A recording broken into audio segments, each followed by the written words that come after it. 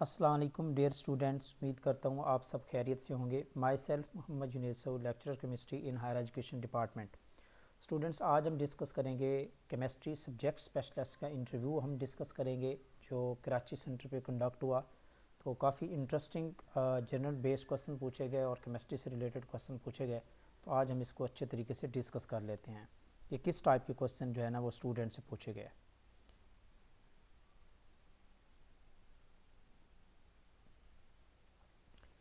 Okay students, तो chairman Qazi Shahid Parvez थे जिनकी तरफ से इंट्रोडक्शन लिया गया स्टूडेंट्स का।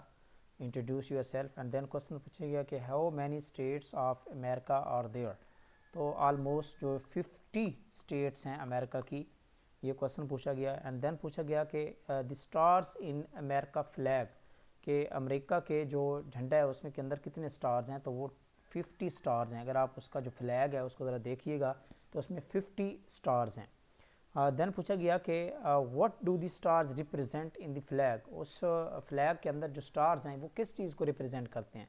तो बेसिकली वो जो स्टार्स हैं वो हर स्टार जो है वो रिप्रेजेंट करता है state of America. Her America की हर स्टेट को रिप्रेजेंट कर रहा होता है। तो टोटल 50 स्टार्स हैं और अमेरिका की कितनी हैं, 50 स्टेट्स हैं। तो वो स्टार बेसिकली अमेरिका की स्टेट्स को रिप्रेजेंट कर रहे हैं। नेक्स्ट क्वेश्चन पूछा गया कि how many barrages are there in the Sindh. तो टोटल जो बैराड्स हैं सिंध के अंदर वो 3 बैराड्स हैं। और इनकी अगर हम बात करें तो इनमें से गुड्डू बैराज है, कोटरी बैराज है, सखर बैराज है। ये रिपीटेड क्वेश्चन है, इससे पहले भी जो इंटरव्यूज़ हैं उसमें भी ये डिस्कस किया जा चुका है। तो इसलिए जो रिपीटेड क्वेश्चंस होते हैं, जो इंटरव्यूज़ होते हैं, उसको ज़रूर देखा करें। और काफ़ी सारे क्वेश्चन ऐसे होते हैं जो मोस्ट रिपीटेड होते हैं, जो बार बार पूछे जा रहे होते हैं। तो गुड्डू बैराज है, कोटरी बैराज है, सखर बैराज है। गुड्डू बैराज और कोटरी बैराज जो है ये सखर सॉरी ये हैदराबाद और जामशोरो के करीब है। और इस तरह जो सखर है ये सखर के करीब है। देन क्वेश्चन पूछा गया कि SAARC members, how many SAARC members. SAARC के कितने मेंबर्स हैं। तो सार्क रिप्रेजेंट करती है South Asian association regional corporation.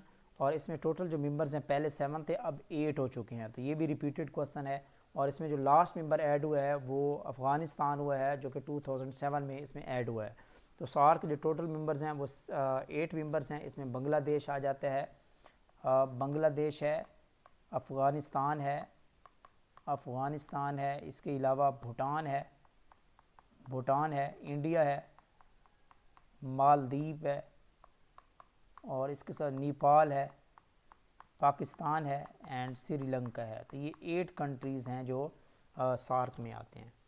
Next question पूछा गया, ये जनरल क्वेश्चन थे जो स्टूडेंट से पूछे गए। देन सब्जेक्ट स्पेशलिस्ट की तरफ से जो सब्जेक्टिव क्वेश्चन पूछे गए केमिस्ट्री से रिलेटेड, पूछा गया कि आयोपिक नेम ऑफ यूरिया। यूरिया की अगर हम स्ट्रक्चर ड्रा करें तो इस तरह की इसकी स्ट्रक्चर होती है, NH2C डबल बॉन्ड, दरमियान में कार्बोनाइल होता है, देन NH2 होते हैं। अगर इसमें देखें तो बेसिकली इसमें इमाइड ग्रुप है। अगर हम फंक्शनल ग्रुप की बात करें तो यहाँ पे इमाइड है। तो इमाइड ये कंपाउंड है बेसिकली। अगर यहाँ पे हम देखें तो दिस इज़ द इमाइड। अगर हम इसका आयोपिक नेम दें, this is our first carbon. और अगर इसके अकॉर्डिंग दें फर्स्ट कार्बन के ऊपर अमीनो ग्रुप है तो हम इसको कह सकते हैं 1 इमीनो। ये भी इसका आयोपिक नेम कंसीडर किया जाता है 1 अमीनो एंड मेथेन अमाइड, क्योंकि एक कार्बन है तो इसको हम कह सकते हैं मीथेन एमाइड। ये भी इसका आयोपिक नेम है, कुछ बुक्स में रिप्रेजेंट किया गया है। और कुछ बुक्स में इसको लिखा गया है, इसका आयोपिक नेम डाई अमीनो मैथनल भी इसको कहा जाता है। ठीक है, डाई अमीनो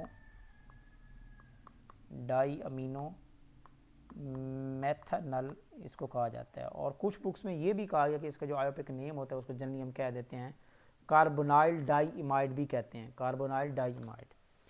नेक्स्ट क्वेश्चन था कि what is radio activity. Basically radio activity क्या है, ये क्वेश्चन पूछा गया। कि ये भी रिपीटेड क्वेश्चन है, बहुत सारे स्टूडेंट से पूछा जा चुका है।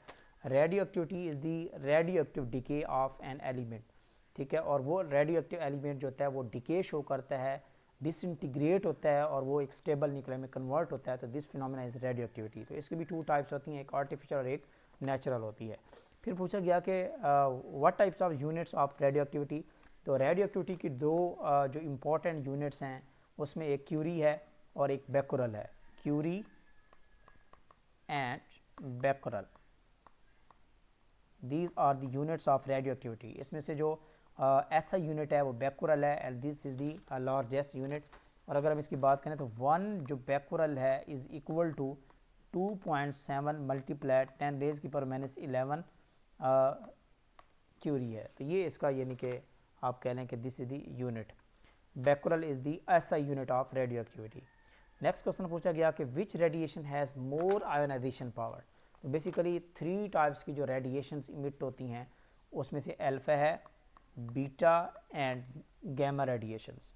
तो पूछा गया कि इनमें से आयोनाइजेशन पावर किसकी सबसे ज़्यादा है। तो अगर हम इसका ऑर्डर दें तो अल्फ़ा की सबसे ग्रेटर होती है, देन बीटा की होती है, देन गैमा की होती है।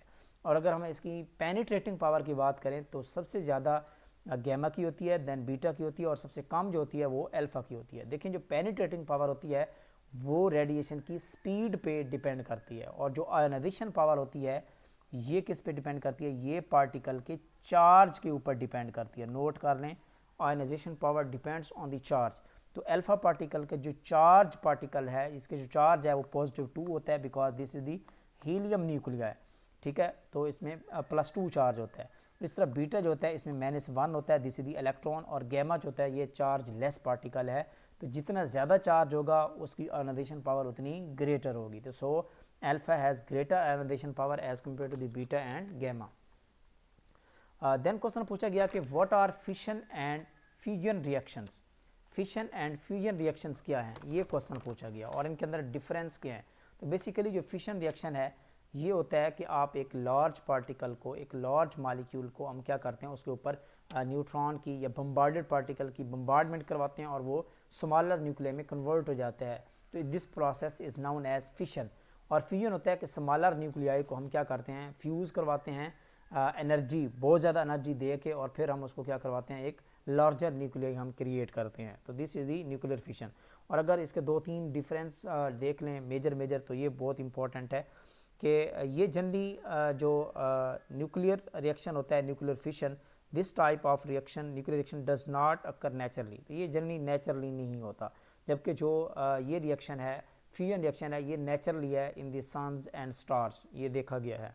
इसके अलावा याद रखिएगा कि फिशन रिएक्शन में क्या होता है, इसमें रिलीज़ ऑफ एनर्जी होती है इन दिस प्रोसेस, जबकि जो फ्यूजन रिएक्शन होता है पहले आपको एनर्जी देनी पड़ती है और काफ़ी अमाउंट में, और फिर जब एक दफ़ा रिएक्शन स्टार्ट हो जाता है और फिर इतनी एनर्जी रिलीज़ होती है कि इसकी जो रिलीजिंग एनर्जी है वो बहुत ज़्यादा होती है as compared to the fission. लेकिन स्टार्ट इनिशिएट करने के लिए आपको एनर्जी, फ्यूज़ करवाने के लिए आपको स्मॉलर न्यूक्लियाई को, आपको एनर्जी हाइड्रोजन के न्यूक्लियाई को, ड्यूटियम और ट्रिटियम को उसको एनर्जी देनी पड़ेगी, और फिर हीलियम का न्यूक्लियाई की फॉर्मेशन होगी। ये इसके कुछ इम्पॉर्टेंट डिफरेंस हैं। और इसकी अगर हम एग्जांपल बात करें, जो फ्यूजन रिएक्शन होता है जनरली, ये आपने देखा होगा कि ये किस में होता है, ये एटम बॉम्ब में ये इसका प्रिंसिपल है। एटम बॉम्ब जो बेसिकली फिशन रिएक्शन के थ्रू जो प्रिंसिपल यूज़ होता है, जबकि जो फ्यूजन रिएक्शंस होते हैं वो आपकी जो है वो हाइड्रोजन बॉम्ब में होता है, और ये वो ज़्यादा ख़तरनाक होता है। देन क्वेश्चन पूछा गया कि व्हाट टाइप ऑफ रिएक्शंस अकर इन दी सन। सन के अंदर किस टाइप के रिएक्शन होते हैं। तो फ्यूजन रिएक्शन बेसिकली सन के अंदर रिएक्शन होता है, सन्स हैं, स्टार्स हैं, तो इसमें फ्यूजन रिएक्शन देखा गया है। तो फ्यूजन्स अकर्स व्हेन 2 एटम्स जब मिक्स होते हैं together to form a heavier atom जब बनाते हैं, तो उस वक्त ये क्या होती है, फ्यूजन होती है। नेक्स्ट क्वेश्चन पूछा गया कि what are the reducing and non reducing sugars. तो reducing and non reducing sugar का पूछा गया। तो इसकी अगर हम बात करें तो रिड्यूसिंग शुगर्स आर दो शुगर्स विच है फ्री एल्डो ग्रुप होता है जिनके पास, उनको हम रिड्यूसिंग शुगर्स कहा जाता है। और जो नॉन रिड्यूसिंग शुगर होते हैं इनके पास फ्री एल्डो ग्रुप नहीं होता। इसी तरह अगर हम इनकी फर्दर बात करें, जो रिड्यूसिंग शुगर्स होती हैं ये गुड रिड्यूसिंग एजेंट्स भी होते हैं, these are the good reducing agents.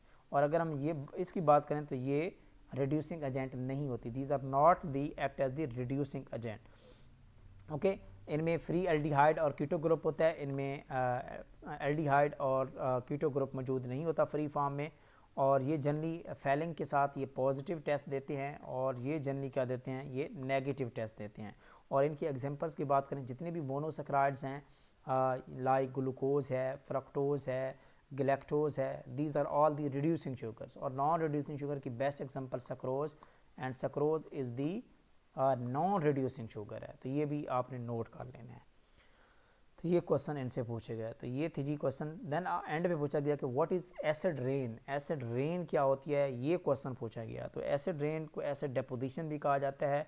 And इसकी बात करें तो this is the basically it is a form of precipitation with the acid component. जब बारिश होती है, रेन होती है, और वो जो बारिश का पानी होता है, जब वो एयर में मौजूद जो एसिड्स होते हैं, सल्फर गैसेज होती हैं, गैस सल्फ़र डाइऑक्साइड है, नाइट्रोजन के ऑक्साइड्स हैं, उनके साथ ये मिलते हैं, तो उसके रिज़ल्ट में वो जो पानी होता है वो क्या होता है, उसको हम कहते हैं एसिडिक रेन कहा जाता है। ठीक है, तो ये इसका बेसिक यानी कि फिनोमिना होता है एसिड रेन का। तो ये थी जी बहुत ही बेसिक क्वेश्चन पूछे गए जनरल और इसके अलावा सब्जेक्टिव क्वेश्चन जो आज का इंटरव्यू जो कंडक्ट हुआ था, फ्राइडे को कंडक्ट हुआ था कराची सेंटर पे। तो मिलते हैं नेक्स्ट इंटरव्यू में। और अभी जो शेड्यूल हुए हैं नेक्स्ट इंटरव्यू, तो वो 5 जो है दिसंबर से स्टार्ट होने जा रहे हैं फीमेल्स के। तो उससे पहले अगर आप लोगों ने अभी तक मेरे चैनल को सब्सक्राइब नहीं किया तो चैनल को सब्सक्राइब कर लीजिए। तो इंशाल्लाह हम फीमेल्स के इंटरव्यू भी जो डे बाय डे इंटरव्यूज़ होंगे वो आपके साथ इंशाल्लाह डिटेल में शेयर करते रहेंगे। और इजाज़त दीजिए, अल्लाह हाफ़िज़।